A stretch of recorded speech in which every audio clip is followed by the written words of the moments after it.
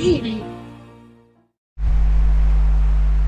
Everyone, Easyway में आप लोग का एक बार फिर से स्वागत है। चलिए आज हम बात करेंगे DFCCIL जूनियर एग्जीक्यूटिव पोस्ट के लिए जो आप लोगों ने फॉर्म अप्लाई किया था। तो इसमें आज हम सिलेबस के बारे में बात करेंगे। हालांकि सिलेबस आप लोगों के लिए तो बहुत टफ लग रहा है यहाँ पे, लेकिन तैयारी अगर करते हैं तो बहुत अच्छा है और आसानी से एग्ज़ाम निकलने की बहुत चांसेस है, क्योंकि इसमें जो भी सिलेबस है छोटी छोटी चीज़ें, बेसिक चीज़ों को आपको ज़्यादा अच्छे से पढ़ना होगा। अगर आपने बेसिक चीज़ें कवर कर लिया तो आपका एग्ज़ाम निकलना श्योर है। तो चलिए आज हम बात करेंगे इसमें आपको क्या क्या तैयारी करना है, कौन कौन सा टॉपिक पूछने वाला है और किस टॉपिक से कितने क्वेश्चंस आने वाले हैं। तो ये सारी चीज़ें हम अभी आपको इसमें बताएंगे। आई होप कि ये चीज़ें आपको समझने में कोई परेशानी नहीं होगी। तो चलिए सबसे पहले हम जो बात करने वाले हैं उसमें टेक्निकल की बात करेंगे। टेक्निकल में आपके कितने क्वेश्चन आने वाले हैं ये देखिए। टेक्निकल में आपको टोटल क्वेश्चन आएंगे 60, यानी कि टोटल जो आपका एग्ज़ाम होगा वो 120 मार्क्स का होगा और सारे प्रश्न आपके एक एक नंबर के होंगे। इसमें नेगेटिव मार्किंग भी है, इस बात का आपको ध्यान रखना होगा। तो इसमें जो आपका बेसिक क्वेश्चन आने वाला है, हालांकि ये जो आप सिलेबस देख रहे हैं ये जूनियर एग्जीक्यूटिव के लिए है और यहाँ पे जेई पोस्ट के लिए एज ए जेई पोस्ट के लिए ही आपको नियुक्त किया जाएगा। तो इसमें सिलेबस डिप्लोमा लेवल का भी थोड़ा सा डाल दिया है। कुछ चीज़ें हैं जो ITI के स्टूडेंट के लिए आसान होगा, लेकिन कुछ चीज़ें इसमें ITI के बच्चों के लिए थोड़ा डिफ़िकल्ट है, लेकिन मेहनत करना चाहिए आप लोग को। और इस बारे में हम अभी आपको बताएंगे कैसे आपको तैयारी करना है।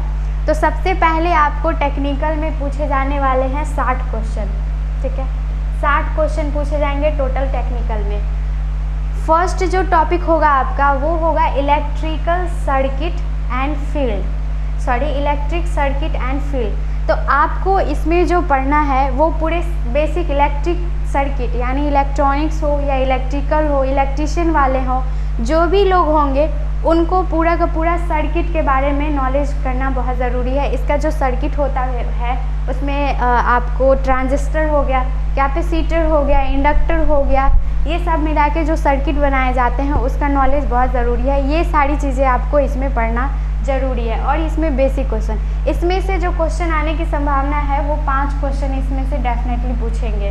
कितने क्वेश्चन पूछेंगे? 5 क्वेश्चन पूछेंगे। सेकेंड टॉपिक आपका है signal and system. Signal and system ये बेसिकली ITI वाले बच्चों का बिल्कुल नहीं है, इनको थोड़ा सा टफ लगेगा इसमें, लेकिन इसमें जो क्वेश्चन आएंगे वो 10 नंबर के क्वेश्चन आएंगे आपके, 10 नंबर के टोटल। इसमें से 10 नंबर के क्वेश्चन आएंगे। मैं कोशिश यही करने वाली हूँ कि आप लोग को थोड़ा सा ये क्लासेस आपको दे दूँ। जो भी स्टूडेंट ऑनलाइन क्लास कर रहे होंगे उनको ये क्लासेस मिल जाएंगी। तो सिग्नल एंड सिस्टम ये बेसिकली डिप्लोमा लेवल का है और आपको इसमें 10 नंबर आएंगे। तो इसमें 10 नंबर लाने के लिए आपको इसके जो बेसिक्स चीज़ें होंगी वो बहुत अच्छे से कवर करना होगा। तो 10 नंबर आपको इसमें आ सकते हैं। बेसिकली इसमें सिग्नल सिस्टम के बारे में ज़्यादा डिटेल्स में आपको नहीं जाना है, बेसिक चीज़ों को आपको पढ़ना है। थर्ड टॉपिक का नाम है आपका इलेक्ट्रिक एंड मशीन, यानी कि आपको मशीन में आते हैं मोटर हो गया, DC जनरेटर हो गया, 3 फेज हो गया, सिंगल फेज हो गया। ये जो बेसिकली जितने भी मोटर के पार्ट्स होंगे, मशीन के जो पार्ट्स होंगे वो कैसे वर्क कर रहा है, तो ये सारी ट्रांसफार्मर हो गया, ये सारी चीज़ों के बारे में आपको डीपली पढ़ना होगा। इसमें जो आपके नंबर आएंगे वो 5 नंबर के क्वेश्चन आएंगे, 5 नंबर के। ध्यान रखिएगा कि इलेक्ट्रिक सर्किट एंड फील्ड में 5 नंबर के क्वेश्चन आएंगे। फील्ड का मतलब है चुंबक तत्व, यानी कि मैग्नेटिक, जो भी आप लोग मैग्नेटिक पढ़े, मैग्नेटिज्म पढ़े हैं, तो वो सारी चीज़ों को आपको इसमें कवर करना है। 5 नंबर इसमें हो गया। सिग्नल सिस्टम में 10 नंबर का क्वेश्चन आएगा और इलेक्ट्रिक मशीन 5 नंबर का क्वेश्चन आएगा। मतलब टोटल जो मोटर का पार्ट होगा ट्रांसफार्मर का, आपको इसको पूरे अच्छे से कवर करना होगा, तभी आपका 5 नंबर इसमें हो जाएगा। सेकेंड आइए, फोर्थ टॉपिक का नाम है पावर सिस्टम। पावर सिस्टम, आपको ये पावर सिस्टम जो बिजली डिस्ट्रीब्यूशन होता है, इसमें पावर सिस्टम होता है, इसका बिजली कहाँ से आती है, कितने वोल्टेज पे आती है, कहाँ। नेक्स्ट अब हम बात करेंगे कंट्रोल सिस्टम के बारे में। कंट्रोल सिस्टम आप देख रहे हैं ये कंट्रोल सिस्टम है और हम इसके बारे में बात करेंगे। तो कंट्रोल सिस्टम में आपको पूरा सिस्टम पढ़ना होगा, जो इलेक्ट्रॉनिक्स और इलेक्ट्रिशियन में जो कंट्रोल सिस्टम होता है उसके बेसिक के बारे में हमें पढ़ना होगा, वहाँ से आपको 10 नंबर आएगा।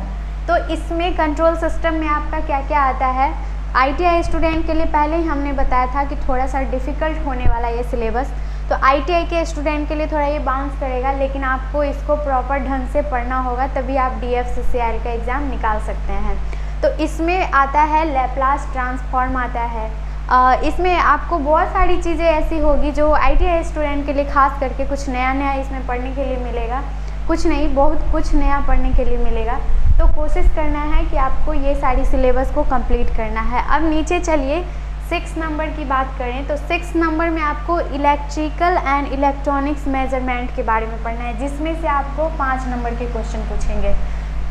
मतलब आपका जितना भी मेजरमेंट का सिस्टम, चाहे वो मल्टीमीटर हो, क्यू मीटर हो, और भी वैक्यूम मीटर होता है, ये सारी चीज़ों जो आप इलेक्ट्रिकल डिवाइस को आप जो मेजर करते हैं, तो ये सारी मेजरमेंट के बारे में आपको पढ़ना होगा। इलेक्ट्रिकल और इलेक्ट्रॉनिक्स यानी कि इस दोनों में जितने भी मेजरमेंट सिस्टम होता है इस सबको आपको पढ़ना होगा, उसके मीटर के बारे में पढ़ना होगा, उसके रीडिंग के बारे में पढ़ना होगा, ये सारी चीज़ें आपको इसमें पढ़ना होगा। ये क्वेश्चन आपको 5 नंबर का इसमें से आने वाला। 7वां आते हैं एनालॉग एंड डिजिटल। आप नाम सुने होंगे एनालॉग एंड डिजिटल का, ITI स्टूडेंट के लिए ये दोनों नाम नया नहीं है, ये पुराना है और आप लोग एनालॉग एंड डिजिटल ITI वाले पढ़ चुके हैं, इसमें हमें ज़्यादा बताने की ज़रूरत नहीं है। डिजिटल में थोड़ा सा एक्सप्लेन कर देते हैं। डिजिटल में आपको binary number system, octal, hexa, ये सारी चीज़ों को पढ़ना है। फ्लिप फ्लॉप, डीमल्टीप्लेक्सर, प्लेक्सर, इसमें RS फ्लिप फ्लॉप, ये सारी छोटी छोटी चीज़ों के बारे में पढ़ना है। जो भी आपका गेट होता है, NOR gate, AND gate, NAND gate, exclusive gate, जो भी होता है उसका ट्रूथ टेबल आपको जानना होगा। तो ये सारी चीज़ें आपको एनालॉग एंड डिजिटल में पढ़ना है। लास्ट इसका एक चैप्टर आता है power electronics and drive. Power electronics and drive का मतलब होता है कि इसमें जितने भी आपको इलेक्ट्रॉनिक्स मेजरमेंट होंगे, ड्राइव होंगे, वो सारी चीज़ें आपको इसमें कवर करना होगा। पावर इलेक्ट्रॉनिक, इसमें से आपको 10 नंबर आएंगे। तो आपको ये टेक्निकल का सिलेबस समझ में आ गया होगा। अब हम चलते हैं इसके दूसरे भाग में, मतलब कि ये पूरा का पूरा ये चैप्टर अगर आप क्लियर करते हैं, इसमें से टॉपिक होता है, ये सारी चीज़ चैप्टर है आपका, ये चैप्टर है और इसके अंदर का जो टॉपिक है उसको आपको कवर करना होगा। तो ये चैप्टर था नॉन टेक्निकल वाले। अब आगे बढ़ेंगे और नॉन टेक्निकल वाले चैप्टर को देखेंगे कौन कौन सा आने वाला है। ये देखिए, ये आ गया हमारा नॉन टेक्निकल, यानी कि आपका 60 नंबर का टेक्निकल मैंने बता दिया। अब 60 नंबर का नॉन टेक्निकल है, और नॉन टेक्निकल में क्या क्या आपको पढ़ना है और सबसे ज़्यादा जो ज़रूरी है उसको पढ़ना है आप लोग को। ये GK में हम बता देते हैं आपको, थोड़ा बहुत वहाँ से 2, 4, 5 नंबर कवर हो जाएंगे, तो ये चीज़ें हम बता देते हैं।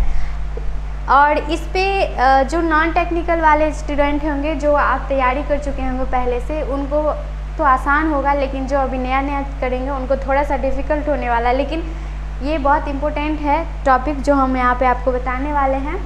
तो इसमें 60 नंबर आपको कहाँ कहाँ से सबसे ज़्यादा आने वाला है वो हम पहले बताते हैं।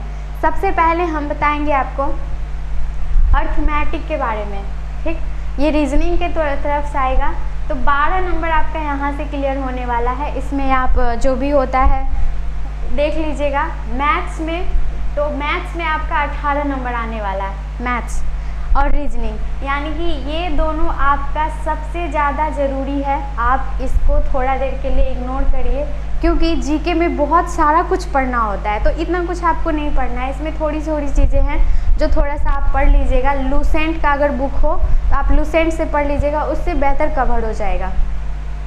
तो मैथ, रीजनिंग, एप्टीट्यूड, अर्थमेटिक, इसको आपको देखना सबसे ज़्यादा ज़रूरी है, क्योंकि यहाँ से जो आपका नंबर बनेगा वो आपका बहुत अच्छा नंबर आने वाला है।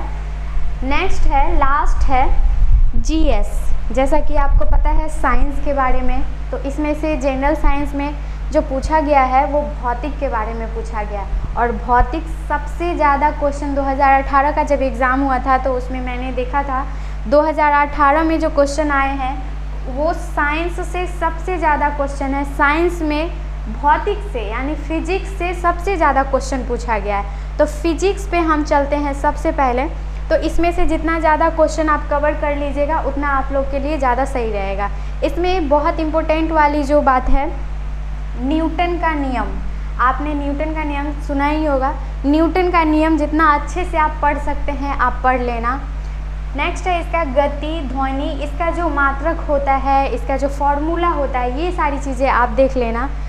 लेंस, उत्तल लेंस, अवतल लेंस जो भी होता है इसमें लेंस का सारा कवर कर लेना। ग्रह की दशा, मतलब जो ग्रह होती है ना, उस ग्रह के बारे में आप टोटली चीज़ें रीड कर लेना। ध्वनि, ध्वनि के बारे में रीड कर लेना। और एक और है केपलर, केपलर प्रभाव आप सुने होंगे नाम। तो ये सारी चीज़ें आपको फिजिक्स में कंट्रोल करना सबसे ज़्यादा ज़रूरी है, क्योंकि फिजिक्स का सबसे अच्छा क्वेश्चन अभी तक आया है और अच्छा लेवल का क्वेश्चन आया हुआ है।